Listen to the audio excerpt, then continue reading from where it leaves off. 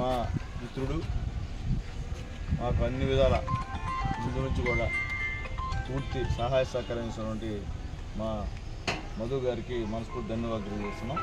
ఇక్కడ మా workers association అధ్యక్షులు నా మిత్రుడు రాజా, మా రవి, శేఖర్, అట్లాగే వెంకటేశ్వర్లు వీళ్ళందరూ కూడా ఈ గ్రౌండ్ ఇబ్బందికరంగా ఉంది, దీంట్లో కొన్ని మార్పులు చేయాలా అని ఆలోచించుకొచ్చినప్పుడు మొట్టమొదట ఈ గ్రౌండ్లో ప్రసాద్ నాయుడు గారి సహాయ సహకారాలతో ఏర్పాటు చేయడం జరిగింది.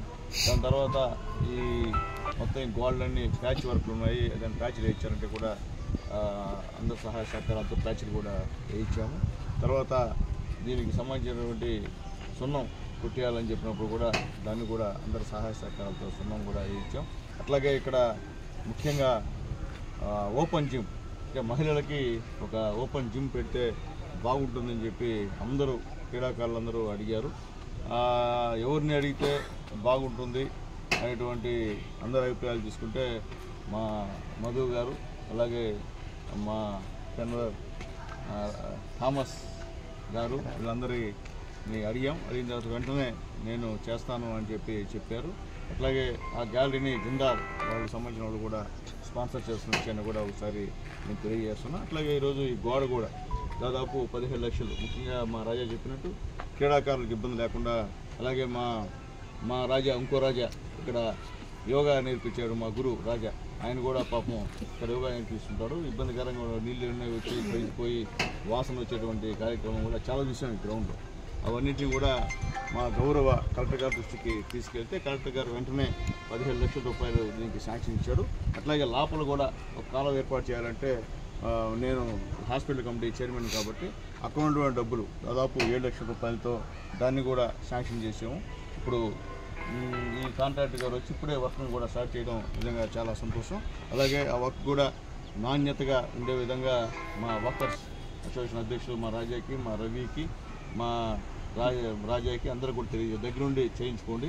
అట్లాగే రేపు 3వ తేదీ ఇక్కడ ఒక క్రికెట్ సంబంధించినటువంటి ఒక టోర్నమెంట్ జరుగుతుంది.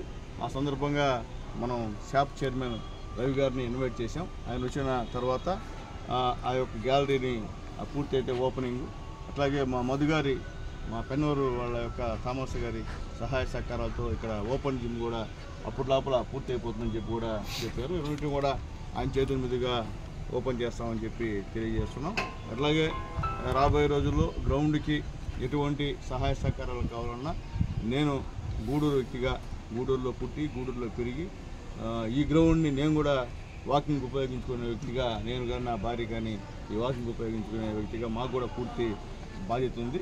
కాబట్టి ఇంకా కూడా ఏదైనా మా మిత్రుడు రాజా కానీ మా రవి కానీ చెప్తే నేను చేసేదానికి సిద్ధంగా ఉన్నా అని చెప్పి తెలియజేస్తూ, అడిగిన వెంటనే అసలు గ్యాలరీ యాక్చువల్గా మా మధు గారు కట్టేయాలా, కానీ సారీ మధు గారు, అంటే మంచి అవకాశం, ఎందుకంటే గూడూరులో ఇంత పెద్ద గ్రౌండ్ ఎక్కడ లేదు, అందరూ ఎవరు వచ్చినా ఇక్కడికే వస్తారు. కానీ నేను రిక్వెస్ట్ చేశాయా ఓపెన్ జిమ్ లేడీస్కి లేదు అంటే ఒప్పుకున్నారు. ఎందుకంటే ఆయన కూడా బాగా యోగాలో కూడా తప్పిపోయినటువంటి ఇప్పుడు మంచి ట్రైనింగ్లో ఉన్నాడు ఆయన కూడా. కాబట్టి ఎంత అవసరమో మహిళలకు కూడా ఆయన కూడా తెలుసు. కాబట్టి అది శాంక్షన్ చేసినటువంటి మా పెన్నూరు కంపెనీ యజమాన్యానికి కూడా మనస్ఫూర్తిగా ధన్యవాదాలు తెలియజేస్తూ, ఇక గూడూరులో ఇంకేదన్నా మీకు తెలుసు శ్మశాన వాటిక లేకపోతే మొన్నే శ్మశాన వాటిక గాంధీనగర్లో ఉన్నటువంటి పేదలందరూ కూడా మా రెవెన్యూ డివిజనల్ అధికారి మా సబ్ కలెక్టర్ గారితో, మా ఎంఆర్ఓ గారితో మాట్లాడి అక్కడ వాళ్ళకి ఇచ్చాం. నిన్నే అంతా కూడా క్లీన్ కూడా చేశాం. ఎందుకు చెప్తున్నానంటే మాకు అయ్యే పనులు మేమైతే ఖచ్చితంగా చేసేస్తాం, దాంట్లో ఏమి రెండో మాట్లేదు. మాకు సాధ్యం కాని పనులు ఇలాంటి దాతల సహాయ సహకారాలు తీసుకొని చేస్తాం. ఎన్నో మంచి పనులు మా మధు గారు చాలా మంచి పనులు గూడూరు చేశారు. ఎంతోమంది పేదలకి ఫీజులు కట్టే విషయం కూడా మా మధు గారు ఇప్పుడు కూడా ఆదుకుంటున్నారు. పేదవాళ్ళని చాలామందిని ఆదుకోవడంలో మా మధు గారికి ప్రత్యేకమైనటువంటి ధన్యవాదాలు తెలియాల్సిన అవసరం ఉంది నాకు. ఎందుకంటే మనసు కూడా కావాలి, డబ్బు ఒకటే కాదు ప్రధానం, డబ్బు ఉన్న చాలామందికి ఉంది, కానీ మనసు అనేది ముఖ్యం. ఆ మనసు భగవంతుడు ఇచ్చినందుకు మా మధు గారికి మనస్ఫూర్తిగా ధన్యవాదాలు తెలియజేస్తూ, ఇక్కడెక్కడ కూడా లిటికెంట్ ఏలు పెట్టకుండా జాగ్రత్తగా చూసుకోమని చెప్పి రిక్వెస్ట్ చేస్తున్నాం. మోడీ గారు వైజాగ్ వస్తున్నారు. ఈ నెల వచ్చే నెల 21 వస్తున్నారు. 2 కోట్ల మంది తో యోగా డేని నిర్వహించడం ఇది ఒక రికార్డ్, ప్రపంచ రికార్డు, గిన్నిస్ రికార్డు. ఈ గిన్నిస్ రికార్డును కూడా మన నాయకుడు, మన ముఖ్యమంత్రి నారా చంద్రబాబు నాయుడు గారికి సాధ్యమవుతుందని చెప్పి తెలియజేస్తూ, అట్లాగే మా గూడూరులో కూడా మా రాజా ఆధ్వర్యంలో కూడా ఈ యొక్క యోగా డే ఈ యొక్క స్టేడియంలో బ్రహ్మాండంగా చేస్తే మేము కూడా వచ్చి దాంట్లో పాల్గొంటామని చెప్పి తెలియజేస్తాం. 28, 29 తేదీల్లో మహానాయకుడు నందమూరి తారక రామారావు గారి పుట్టినరోజు సందర్భంగా మహానాడు కార్యక్రమం కడపలో మా నాయకుడు జాతీయ అధ్యక్షుడు చంద్రబాబు నాయుడు గారి నాయకత్వంలో, మా యువ నాయకుడు లోకేష్ గారి నాయకత్వంలో జరుగుతుంది. ఈ సందర్భంగా తెలుగుదేశం పార్టీని నందమూరి తారక రామారావు గారు 1982లో స్థాపించడం జరిగింది. ఆ విషయం కూడా మీ అందరికీ తెలుసు. ఎందువల్లంటే ఆనాడు ఆయన మొట్టమొదట సినీ రంగంలో మగుటం లేని మహారాజు. ఆ రోజు ఆయనే సాటి. అటువంటి సినీ రంగాల్లో యువరాజుగా, రాజుగా, మహారాజుగినటువంటి ఆ మహానుభావుడు పేద ప్రజల కష్టాలు చూసి ఒకసారి ఎల్లుకేరలో పోతుంటే కింద చూస్తే అన్ని గుడిసి ఇళ్ళు, ఆ రోజు ఇందిరమ్మ ఇల్లు ఉన్నాయి, అది మొత్తం సిమెంట్ ఉండవు, పైన ఓన్లీ రేకులు ఈకులు వేసుకునే పరిస్థితి చూసి నా ఆంధ్రప్రదేశ్ ఈ విధంగా ఉంది, మా వాళ్ళందరికీ కూడా పేదవాళ్ళకి ఇల్లు ఖచ్చితంగా కట్టించాలన్నటువంటి ఉద్దేశంతో, అలాగే పేదలకి కూడు గుడ్డ అలాగే ఇల్లు ఇవ్వాలన్న ఉద్దేశంతో ఆ రోజు తెలుగుదేశం పార్టీని స్థాపించినటువంటి మహానుభావుడు నందమూరి తారక రామారావు గారు చెప్పక మానదు. ఆయన సంబంధించినటువంటి ప్రసంగాలు నేను మొట్టమొదటిసారిగా ఆయన ఆశీస్సులతో మున్సిపల్ చైర్మన్గా గూడూరులో ఎన్నికయ్యాను. అప్పుడు ఆయన ముఖ్యమంత్రిగా ఉన్నారని చెప్పి తెలియజేస్తున్నా. ఆయన ప్రసంగాలు వింటుంటే ప్రతి ఒక్కరు కూడా ఆవేశం వచ్చేటువంటి కార్యక్రమం, నరాలు బాగా తెగిపోయేటువంటి ఉద్ధృతంగా మాట్లాడేటువంటి మహానుభావుడు. ఆయన మాట్లాడుతుంటే ఇంకా ఎంతసేపు మాట్లాడాలి, ఆయన ఇంకా చూడాలా అనేటువంటి వర్షంలో ప్రతి ఒక్కరు, ముఖ్యంగా యువత ఆయన యొక్క ప్రసంగాలకి ముఖ్యంగా ఆకర్షణ విషయాన్ని కూడా ఒకసారి మీ అందరికి కూడా గుర్తు చేస్తున్నా. అట్లాగే ముఖ్యంగా రామారావు గారు రాజకీయాల్లో మాకు స్ఫూర్తి. ఎందువల్లంటే యువకులం మమ్మల్ని అందరినీ కూడా తీసుకొచ్చి ఈరోజు తెలుగుదేశం పార్టీలో చదువుకున్న వాళ్ళకి టికెట్ ఇచ్చినటువంటి ఘనత ఆనాడు నందమూరి తారక రామారావు గారిదని చెప్తున్నా. చదువుకున్న వాళ్ళందరూ కూడా టికెట్ ఇచ్చారు మహానుభావుడు.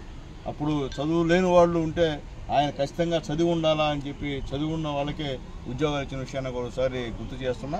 అలాగే ఈరోజు మా నాయకుడు నారా చంద్రబాబు నాయుడు గారు మీరు చూస్తున్నారు.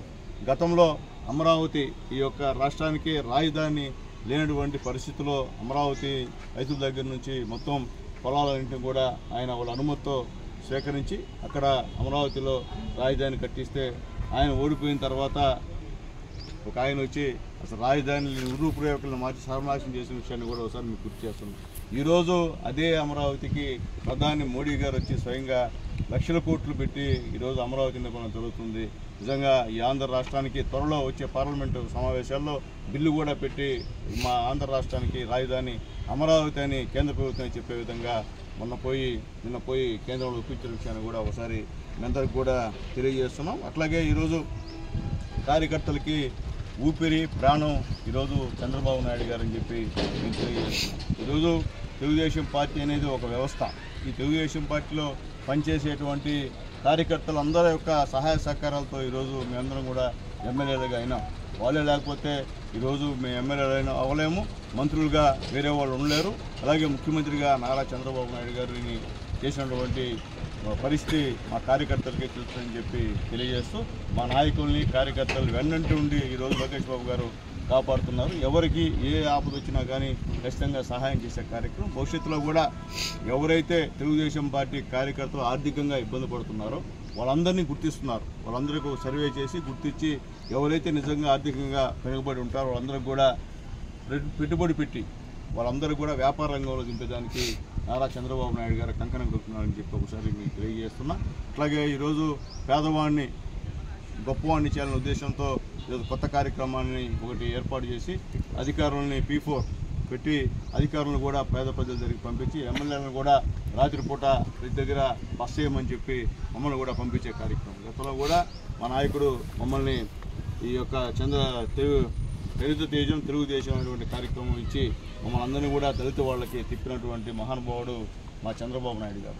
ఆయనే లేకపోతే అన్ని రకాల ఎమ్మెల్యేలు, అన్ని కులాల ఎమ్మెల్యేలు ఉంటారు. సామాన్యంగా దళిత వాళ్ళకి పోరు.